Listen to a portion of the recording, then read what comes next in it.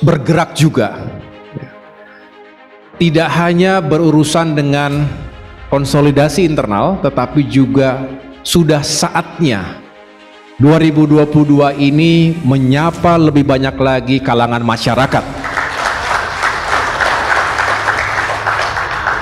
Jadi mohon dimaklumi kalau agak jarang bisa ditemui di Jakarta nanti, karena akan berkeliling dan juga dengan semangat semakin banyak bertemu masyarakat, semakin baik untuk perjuangan kita.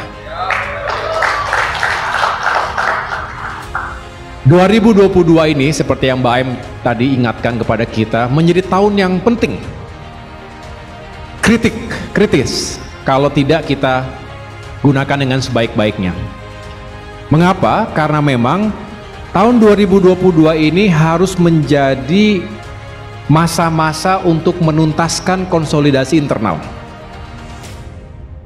Teman-teman sekalian mungkin mengikuti, musda masih terus dijalankan, tersisa tinggal 2 musda lagi, Sumatera Barat dan Papua. Sedangkan Muscap juga akan terus mengikuti. Dan mudah-mudahan sekian bulan ke depan bisa kita kejar. Mengapa harus kita kejar? Karena 1 tahun kemarin 2021 kita sibuk menghadapi KLB ilegal. Akhirnya di akhir tahun 2021 dan awal tahun 2022 ini kita kejar betul. Pagi siang malam kita ingin meyakinkan terjadi konsolidasi organisasi kita secara menyeluruh di seluruh tanah air. Mengapa? Karena kita menghadapi verifikasi parpol yang dimulai bulan Juni. Nah, saya berharap BMI dan Orsap lainnya juga terus melakukan dan menuntaskan konsolidasi di organisasi masing-masing. Dengan demikian, kita bisa punya kekuatan real. Tentu saya tidak berharap hanya di atas kertas, tetapi benar-benar yang bisa menjalankan tugas-tugas ke depan. Menjalankan strategi termasuk taktik di lapangan, memenangkan suara sebanyak-banyaknya. Siapkan itu, siapkan kekuatan mesin partai kita, termasuk hal-hal lain yang memang tidak bisa kita hindarkan, ya. Termasuk pada akhirnya kita berharap 2023 kita benar-benar siap untuk bertempur dan masuk ke dalam tahapan-tahapan pemilu, ya. Sudah ditetapkan 14 Februari 2024 adalah tanggal pencoblosan, baik Pilpres maupun Pileg. Sudah monitor semua ya? Waktunya kan pendek itu. Kalau kita hitung mundur dari tanggal tersebut ke sekarang.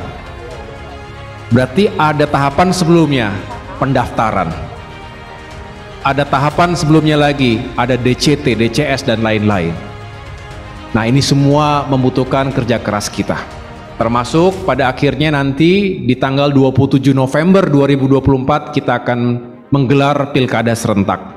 Nah, mudah-mudahan semakin banyak kader Partai Demokrat yang menjadi wakil rakyat baik di DPR RI, DPRD provinsi maupun kabupaten kota. Dan juga semakin banyak kader Demokrat yang bisa menjadi kepala daerah. Amin. Dan semoga terbuka jalan bagi Partai Demokrat untuk ikut dalam kontestasi Pilpres. Ini juga harapan dan perjuangan kita semuanya.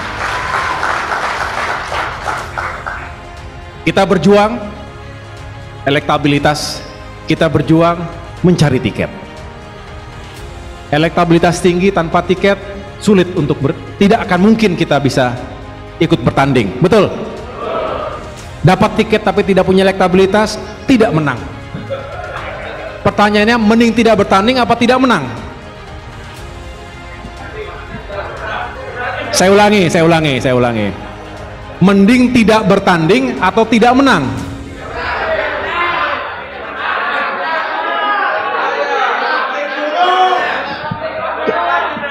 Kalau tidak bertanding sudah pasti tidak menang. Betul? Kalau bertanding mungkin menang atau kan?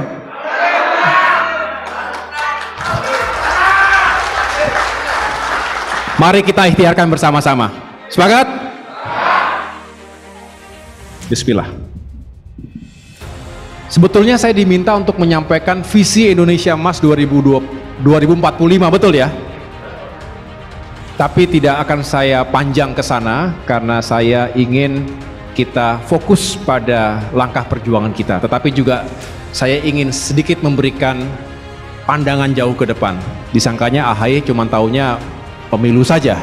Padahal kita juga ingin masyarakat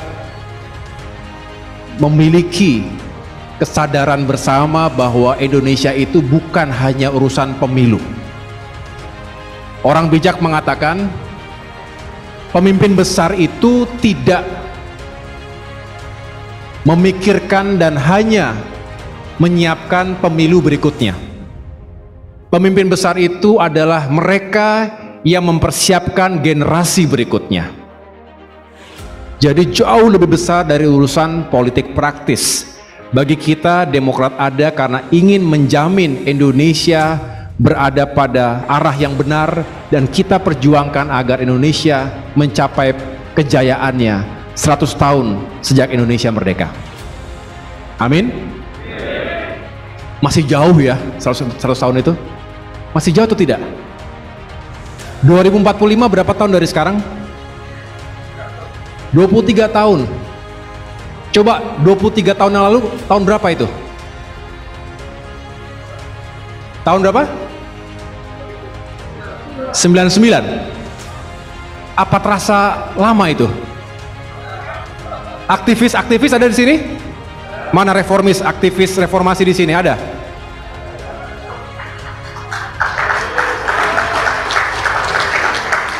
Saya yakin kalau kita mereview 23 tahun yang lalu kita ada di mana? Kecuali masih muda-muda sekali, mungkin masih dalam kandungan ibunya. Tapi paling tidak sekolah, paling tidak lagi kuliah. Saya lagi di akademi militer waktu itu. Ada juga yang sudah bekerja, ada yang ikut demo. Tetapi rasanya baru kemarin. Nah, jadi jangan membayangkan kemudian 23 tahun ke depan itu masih jauh sekali. Dan mudah-mudahan kita semua dikaruniai dan diberikan usia yang panjang ya, sehingga bisa sama-sama berkontribusi, bisa sama-sama menyaksikan dan merasakan apakah benar Indonesia akan emas di tahun 2045 atau sebaliknya, itu hanya menjadi jargon yang kemudian lama-lama akan pudar. Tentu kita berharap dan akan memperjuangkan yang pertama tadi. Nah, tentu diperlukan kepemimpinan lintas generasi.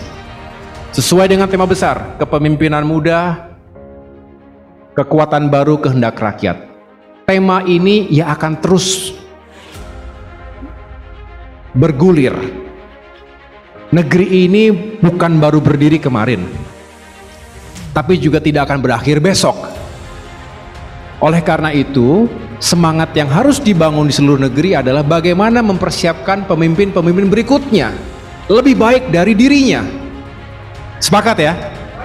Jangan membunuh, membungkam calon-calon pemimpin berikutnya.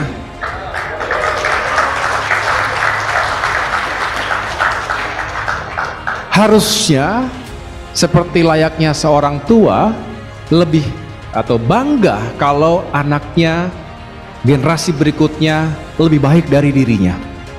Bukan dibuat sengsara, bukan dibuat mati kutu dan tidak bisa berjalan. Nah, inilah semangat BMI, mencari bintang-bintang muda di seluruh Indonesia, mencari the next leaders yang siap untuk mengawaki negeri ini di tingkat nasional, di tingkat daerah, dimanapun. Dan ini adalah kerja besar lintas generasi. Karena kalau berpikir hanya pendek saja, nggak sampai kita 2045 itu. Sampai pun kita nggak akan merasakan sesuatu yang sangat signifikan.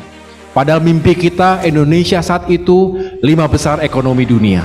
Makin dihormati, dihargai, dan bahkan ditakuti oleh negara-negara lainnya.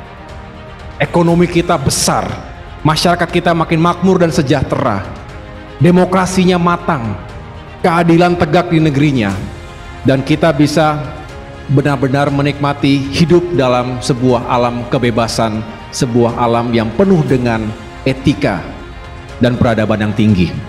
Itu cita-cita besar kita, cita-cita founding fathers kita. Nah, apakah kita bisa ke arah sana? Tentu harus diawali oleh langkah-langkah yang strategis.